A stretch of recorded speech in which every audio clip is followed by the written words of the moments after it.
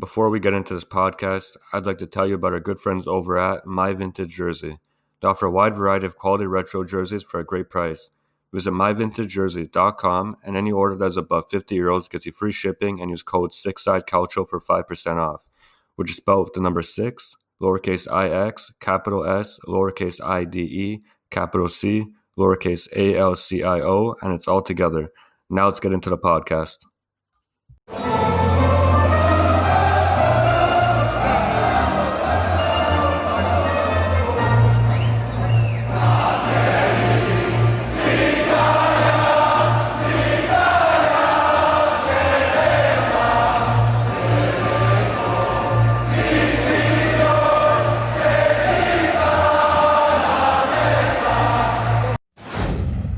Hey guys, welcome back to the Six Side Culture Podcast. I'll be joined by Danny. What's going on, bro? You good? Not much, you, bro?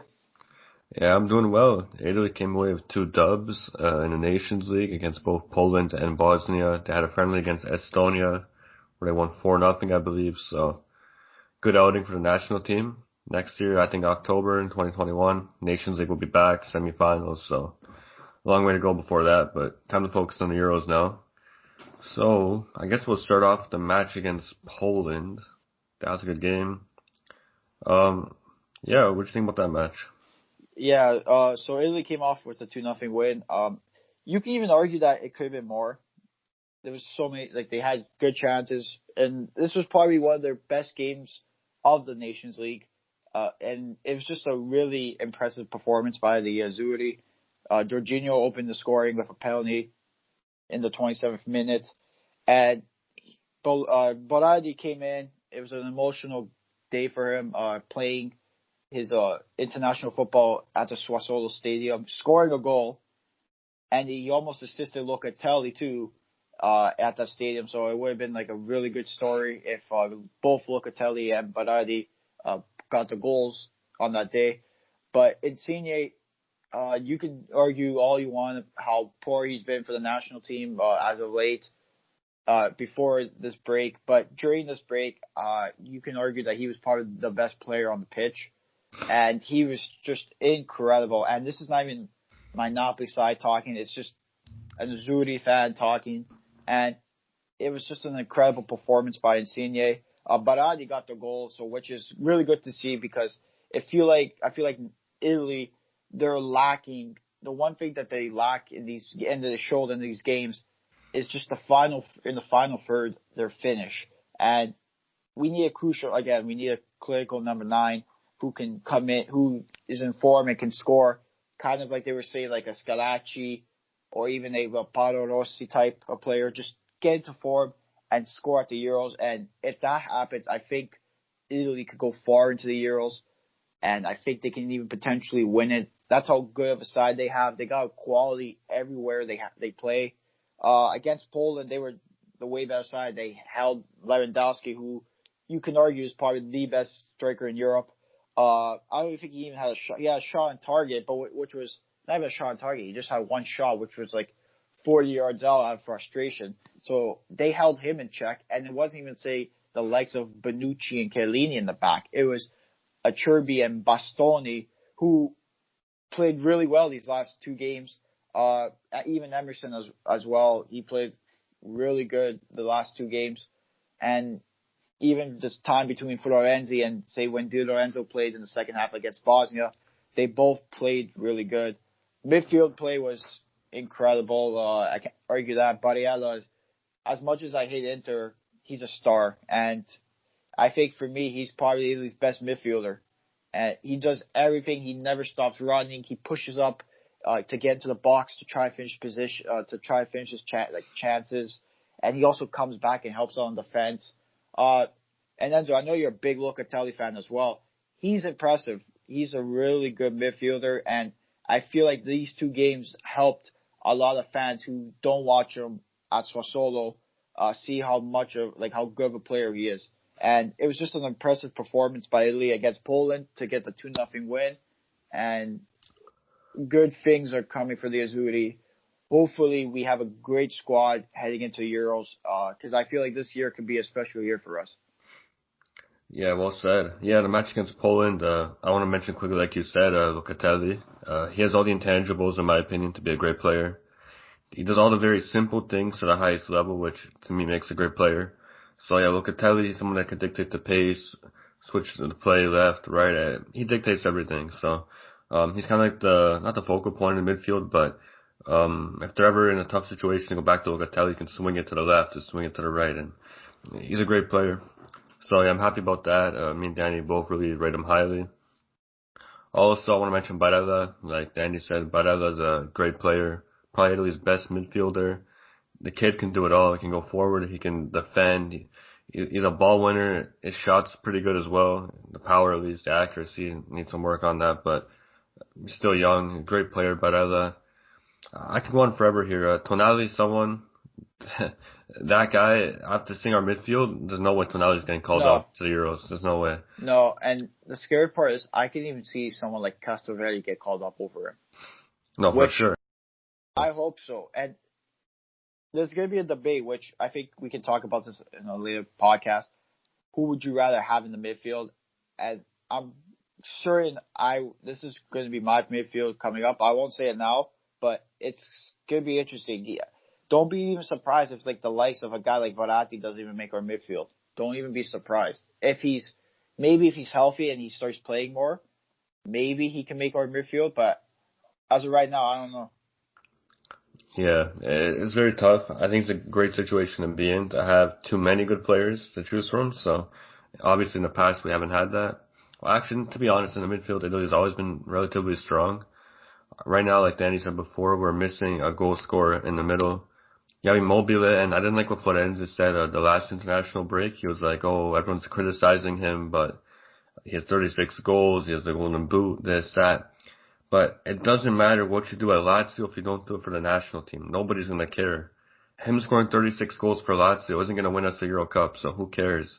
We want to see him perform for the national team. I'm not going to base how good he is for the national team based off how he plays for his club. To me, it's two different things. So, Totti, in my opinion, and the facts show it, he's a better striker for the national team than Immobile. Even though Belotti himself is poor for the national team, he's better than Immobile.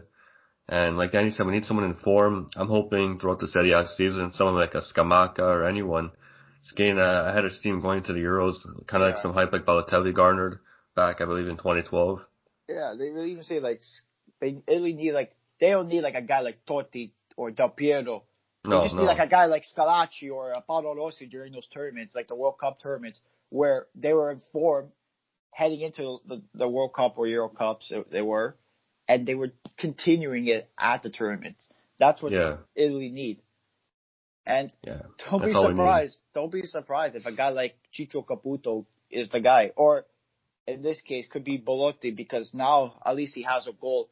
Yes, he misses a lot of chances and he does a lot of stupid mistakes for Italy, but if Belotti can continue to score for Italy, say, and for Torino, I think he'll start over Immobile. That's just my opinion. I think Mancini's smart enough. He'll go with the harder foot in this case. The guy who scores heading into the Euros, that's the guy that's going to start for us. Yeah, I agree. And I think what sets Belotti aside from Immobile is the fact that when Immobile is on scoring, he's kind of useless with the team, but Belotti continues to press. He's a hard worker, which Yeah, is he what I draws a lot think. of fouls. He does a lot of fouls. He runs. So even if he's not scoring, he can still do things elsewhere on the pitch. But Immobile, if he's not scoring, might as well not have him there. He's kind of like a ghost. So that's what I think when it comes to the Belotti and Immobile debate. But now, yeah, moving on to the Bosnia match, the one that happened, I believe, what was it? 2 days ago now, Dan? Or Yeah, no, like yesterday. no, 2 days ago. Was it 2 days ago? Oh, yeah, today's Yeah. Friday now. Yeah, we're supposed to record on Thursday. That's why I'm all messed up. But yeah, today's Friday when you guys are hearing it today as well. But yeah, yeah, on Wednesday, Bosnia match happened. What do you think about that one? Yeah, again, it was for me. I was really impressed with the way. I didn't like the way Italy started off. I feel like they were taking Bosnia a little too easily, and they let Bosnia somewhat get into the match. But Italy's quality prevailed when Insigne on that 2-on-1. Oh my! Like I could talk about that ball forever. It was such a it was an incredible ball, and it's just something Insigne is so capable of doing. It's just a lot of people say, okay, good, he did. I'm happy he did that for Italy. Now he's got to continue doing it, which I agree. He's got to be more consistent for Italy. The way Insigne played that ball to Belotti, and Belotti, don't get me wrong, he fished it nicely, but I wasn't too impressed with the finish as well. But Insigne got the assist on the Belotti goal, which I think that's a boost for Belotti. That's going to help him with his confidence, and vice versa with Insigne too. The way he played during this Nation League break, if he could continue to play like this against clubs like teams like Spain, France, Germany, Portugal, maybe even our group games, I think Italy's attack could be a lot better than what they were a few months ago. And it was just an impressive performance. Once again, Locatelli, really impressive in this game. Barriello, really good. Beautiful ball to Insigne to set up that assist for Belotti. And then also that ball to Insigne where he took a really nice touch and got so unlucky and he hit the post. It was just a well performance game by Italy. For me, I was impressed a lot with how Palmieri played and how Locatelli played. And give the kid credit too. I was impressed with Bastoni. There was one time he got caught out. That was just him, just a rookie mistake, you can call it. But overall, he looked so solid in the back with Acerbi. And the commentators made me laugh, and you can even agree with this. When they said Bastoni looks like the young Maldini, I even laughed. I laughed. I go, yeah. Okay. Oh, I remember that. I get they're not trying to call him the next Maldini. They're just saying like how the confidence is there, how well he's been playing, which I agree. I'm a huge fan of Bastoni, and I really think he could start in this Azzurri side, which it showed. We don't need a guy like Chiellini to play. I think Bastoni is good enough to start for Italy. And who even knows if those guys, Chiellini is going to be at the Euros because of his injury history. So if he can't make it, I'm a huge fan of Bastoni a lot, and I feel like he's just a confidence player, and he's just a really good center back to have for the Azzurri and for also Inter as well. Overall, it's just a really good match from Italy. They could easily score maybe 2 or 3, maybe 4 in this game, like 3 or 4 goals in this game, even 5 as well. It was just a real dominance performance by Italy. And just to give Bosnia a little credit too, they didn't have guys like Dzeko up top, so it's kind of hard to replace like that quality up there for them. But they played Italy hard. I give them a lot of credit. They had nothing to play for, but they still gave Italy a little fight. So shout out to them for just at least not giving up and just going into like their shell, like trying to defend. They played really good, and I think heading into the Euros and to also the Nation League semifinals, I think Italy's going to have a lot of confidence coming up, and it's just they're going to be a scary side to look out for once they get those confidence. Yeah. Speaking on that match quick, one sec.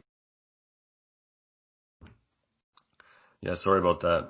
Yeah, so speaking on that match quick, I think Insigne, like Danny mentioned, he impressed me. He stepped up. Italy really needed a leader, and Insigne was that leader.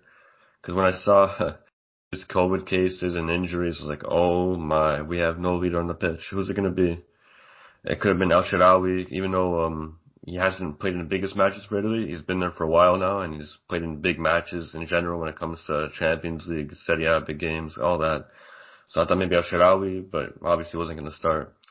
And I was really hoping Insigne would be the guy because he's kind of inconsistent, like you mentioned, Danny, for Italy. But as of late, including the last break and now, he's been phenomenal, especially this one. And his passing has improved a lot. I don't know if it's just him having more confidence because he's the leader. Because I feel like when he's captain at Napoli, and you can correct me if I'm wrong, but I think when he's captain at Napoli and when he's captain for Italy, or not necessarily captain, but when he's out there, he seems more confident for Italy. And he tries more.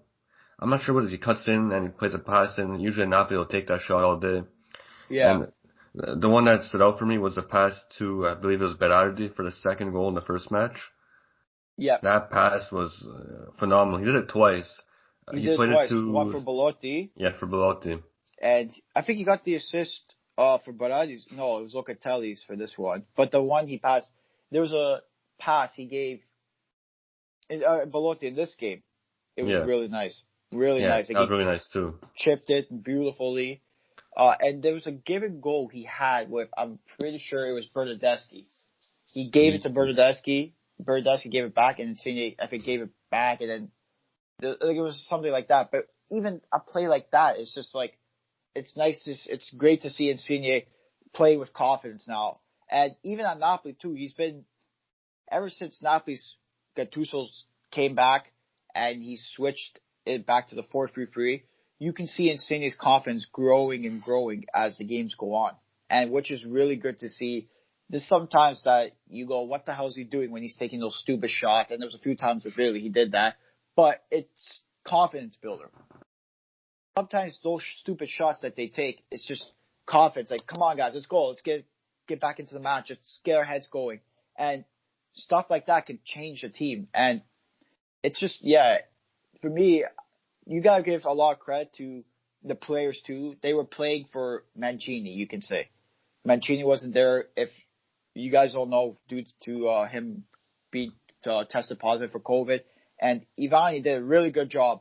You got to give him credit, too. And it's like, Yeah, no, like, definitely. he did a really good job. And I feel like you could talk all you want about Italy playing well, but you can also talk about how well coached they are. I feel like under when we had that, oh my god, I'm gonna throw up saying his name, Ventura. There was no players with confidence no more.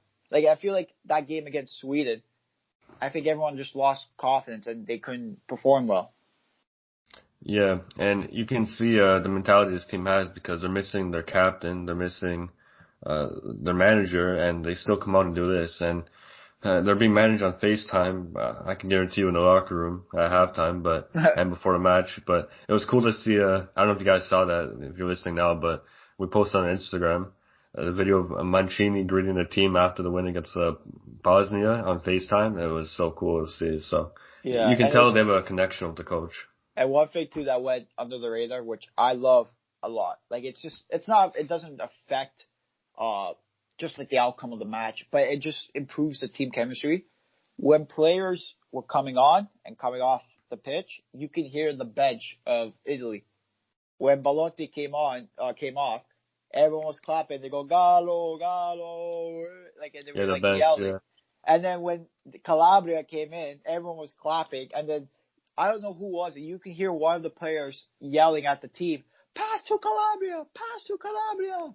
So and then when they passed it to Calabria, since Calabria came in the 93rd minute, which he only played, I think, like less than 45 seconds or something.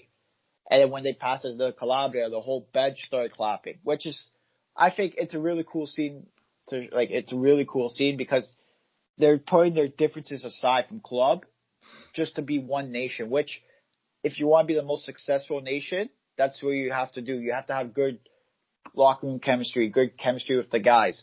And just little things like that show how good of a chemistry that these players have with each other. yeah. I think Italy's one of those nations that really puts their club rivalry aside for the better of Italy because you don't really see much conflict. Obviously, with Balotelli, but other than him talking crap about his own teammates like Chiellini, that whole thing that happened about a year ago. Other than that, you don't really see that too often. So it's good to see that Italians put everything aside for the better of their country, and they're all working for the same thing at the end of the day. So that was great to see. And yeah, really sums up our international break. They did well. Everyone Yeah. performed well. And then No just a real quick critiques. shout out, a quick shout out to also the Italy 21 who qualified for the Oh under yes, 21 yeah, of Euro Championship. course. I watched the last few games that were on TV. I watched them both, and I can say there's a few players that I'm looking out for the national team down the line. Scamacca kept scoring. It seems like every post we have, he was in it because he was just a good goal scorer. Guys like Fratese impressed me a lot. Pobega played really well for the Italy against Luxembourg. And also the captain Gabia, who plays for Milan, played really well these last few games. So there's a few players to look out for the future. But give Paulo Nicolato a lot of credit. He took this team from Di Biagio, took his core from the under-20s, and they look like a good side. They look like a good team to look out for. And they got some players that can play even potentially for the national team in the next 3 to 4 years. Yeah, definitely. Now, to top off this podcast, it's going to be a short one today. Obviously, there really isn't too much to talk about. But I'm going to swing it back to Danny for Napoli-Milan this weekend. Big game for both teams. So, Dan, what do you think about that one heading into it? You know what? The more I think of it, the more like I'm probably gonna be nervous watching the game because it's a huge match. It's two top teams going at it, and both teams are playing really well this year. And I feel like Napoli could pull off the win. If those who don't know, Osimhen will miss the game due to his shoulder injury. It's most likely confirmed at this point. Ospina has returned to training, so there's a good chance that he could potentially start. Husai's out because of COVID. Romani just got tested positive for COVID-19, so he wasn't even going to play against Milan because he suffered an injury as well. And also Milan are missing Leao. I feel like this match could end in a tie. Again, like it seems like all the time that Napoli and Milan play, it's a tie. But I also can see a Napoli 2-1 victory could happen. It's going to be interesting to see who we start up top. I'm hearing a lot of like reports that we might go with Mertens up top and then maybe switch it to a 4-3-3 just for this game, or maybe put Patania and then we do a 4-2-3-1. It's gonna be interesting to see what happens this match. I'm hoping Napoli could come out for 2-1 win, and I'm thinking that could happen, but I wouldn't be surprised if this game ends in a tie, which it seems like it always does when we play Milan in the league. Yeah, well said. Obviously, as a Roma fan, I prefer a tie, so hopefully you guys can get a 0-0 draw, 1-1, whatever it is. But yeah, it's going to be a good game. Ibra's been in great form this whole year. And I think Osimhen's going to be a big loss. Yeah. But yeah, someone I think is going to be a big difference maker is Leao. That kid is phenomenal. Like, every time I watch him, I just get more impressed and impressed and impressed. That kid can do it all. From his dribbling to passing, the shooting, his mentality. And him and Ibra seem to have like a bond going on, so it's great to see. Yeah, and Ibra just bought a PS5 as well. So yeah, Ibra, if you're listening, we both don't have a PS5 yet, so if you want, hit us up. Yeah. You're the line, Ibra. You can send the PS5s our way. Yeah, we'll take them open hands. So you won't have to pay for shipping because they'll pay for it for you because you're Ibra. That's why. Yeah, exactly. There you go. Yeah, we had some other topics we're going to bring up regarding Juve and the captaincy, but I think it's best we leave that for Franchet when he's next on. Right now, he's just out. He wasn't able to make this one, but he'll be back next week for the podcast. Yeah, if there's any guests you guys want to get on, let us know. Send it to our social media at Calcio on both Twitter, Instagram, and Facebook. And shout out to, Danny, your friend, Danny Itzo, for helping us for edits. Dan, want to talk about him a little bit? Yeah, so he's a really good guy, really awesome guy. He's done a lot for like me with edits and stuff. And he's just a really fun person to interact with. So we're going to leave his Twitters, both his Twitters. He started an account called No Place Like Napoli. And it's just like an account that covers Napoli. If you're a Napoli fan, please go follow it. He's doing a lot. He's doing a few edits for us this week and throughout the future as well. He's such an amazing, it's incredible the work he does, especially for the age he's at, and he's only going to get better. So please, guys, just from us, follow him. He's an awesome guy. You'll like him too. And yeah, he's doing a phenomenal job with edits and stuff. We just posted an edit that he made for us on our Instagram and also our Twitter at @6iCalcio, and it's really good, guys. So I would like just to say thank you to him. Thank you, Daniel. You're just such a nice guy. It's an honor talking with you all the time. And yeah, so just please go follow him. We'll put the link not the link, his ads in the description below, and we'll also tweet it out when we put this up. So that's all I gotta say, Enz. If you want to take it from here, go ahead. Yeah, I'll cap this off real quick. Yes, once again, yeah, thank you from all of us at Six Side, Dan, for helping us out. Go check out No Place Like Napoli, like Danny mentioned. And yeah, we're gonna top it off here. We'll be back next week. And yeah, ciao ragazzi. Ciao, guys.